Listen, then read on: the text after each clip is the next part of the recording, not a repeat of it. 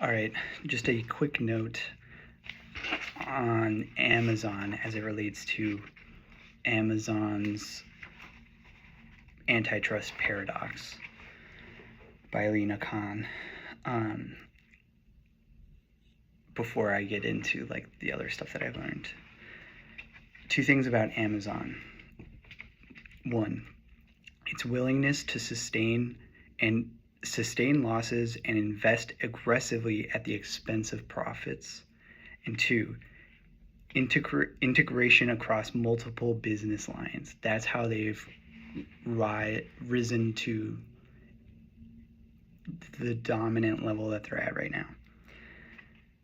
But what's interesting, this strategy defies the Chicago School's assumptions of rational profit-seeking market actors. So Amazon's lines of business, to name some.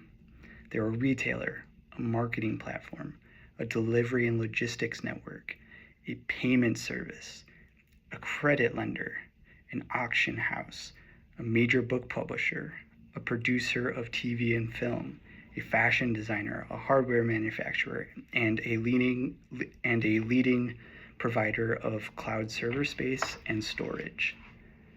And all of these lines of business create a ton of conflicts of interest. But what's interesting is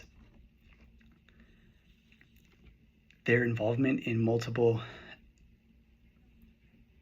related business lines means that in many instances, Amazon's rivals are also its customers. The retailers that compete with it to sell goods may also use its delivery services, for example, and the media companies that compete with it to produce or market content may also use its platform or cloud infrastructure. At a basic level, this arrangement creates conflicts of interest.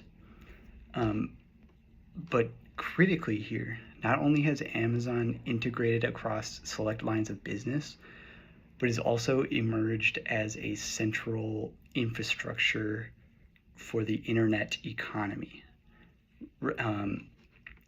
Some reports have suggested this was Bezos's intent from the beginning, and that some employees have said that when he founded the business, his underlying goals were not to build an online bookstore or retailer, but rather a utility that would become essential to commerce. So Amazon controls key critical infrastructure for the internet economy in ways that are difficult for new entrants to replicate or compete against. This gives the company a key advantage over its rivals. Amazon's competitors have come to depend on it.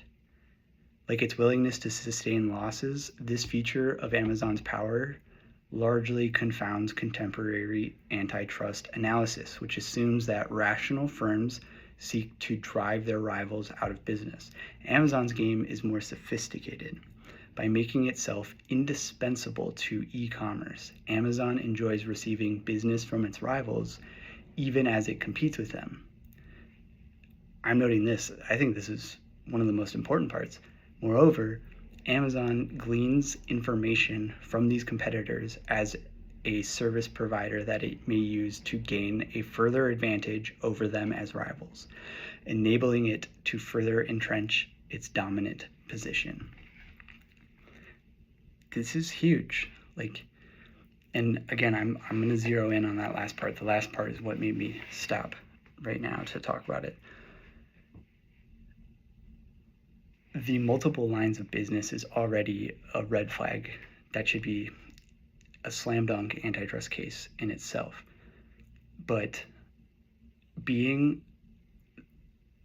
the data that they collect, and because of their position in e-commerce infrastructure, they can collect data on their competitors that are forced to use them and then use that data against them to strengthen their power.